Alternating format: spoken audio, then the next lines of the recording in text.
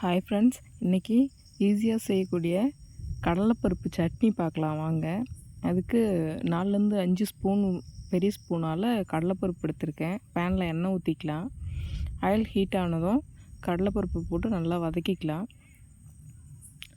நல்லா கொஞ்சம் கோல்டன் ப்ரௌனாக வரணும், அந்த மாதிரி வதக்கிக்கலாம்.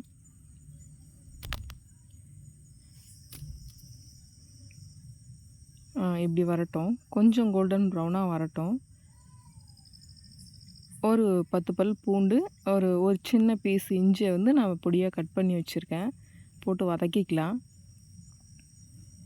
இந்த டிஷ்ஷுக்கு இஞ்சியும் இந்த மிளகு ஜீரகம், அடுத்தது மிளகு ஒரு 10 மிளகு போல் மிளகு, 1 ஸ்பூன் ஜீரகம்.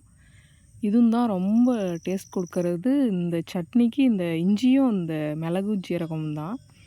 ஒரு 10 வரமிளகாய் எடுத்திருக்கேன். உங்கள் காரத்துக்கு ஏற்ற மாதிரி நீங்கள் எடுத்துக்கோங்க. இது கொஞ்சம் காரம் இல்லாத மிளகாய், அதனால் நான் சேர்த்துருக்கேன். நல்லா வதக்கிக்கலாம். ஒரு பெரிய வெங்காயத்தை கட் பண்ணி வச்சுருக்கேன், அதை போட்டு வதக்கிக்கலாம். நல்லா வதங்கட்டும். ஒரு தக்காளி கட் பண்ணி வச்சுருக்கேன், அதை போட்டுக்கலாம். நல்லா வதங்கட்டும். ஆனியன் தக்காளி எல்லாம் சேர்ந்து நல்லா வதங்கி வரட்டும். இந்த மாதிரி நல்லா கொஞ்சம் கோல்டன் ப்ரௌனாக வரட்டும். நல்லா வதங்கிருச்சு. இப்போ ஒரு மிக்ஸி ஜாரில் மாற்றிக்கலாம். ஆற வச்சுட்டு மாற்றிக்கோங்க.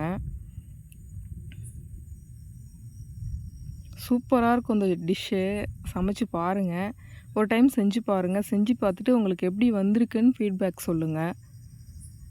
இட்லி தோசைக்கு சூப்பராக இருக்கும். ஆப்டான சட்னி. தேவையான அளவுக்கு உப்பு போட்டுட்டு தேவையான தண்ணியை ஊற்றி ஆட் பண்ணி அரைச்சிக்கோங்க. அரைச்சி எடுத்துக்கோங்க. இப்படி தான் இருக்கும். அரைச்சி எடுத்துகிட்டு தாளிப்பு ரெடி பண்ணிக்கலாம். அதே பேனில் ஆயில் ஊற்றிக்கலாம். ஆயில் கொஞ்சம் ஹீட் ஆகட்டும். கடுகு 1 ஸ்பூன், உளுத்தம்பருப்பு 1 ஸ்பூன் போட்டிருக்கேன். நான் உளுந்தம்பருப்பு எதுலேயும் சேர்ப்பேன், எனக்கு அது பிடிக்கும் ரொம்ப, அதனால் நான் சேர்ப்பேன். உங்களுக்கு வேணான்னா நீங்கள் ஸ்கிப் பண்ணிக்கோங்க. கருவேப்பிலை போட்டுக்கலாம். போட்டுட்டு தாளித்து கொட்டிக்க வேண்டியதான். சூப்பரான சட்னி ரெடி.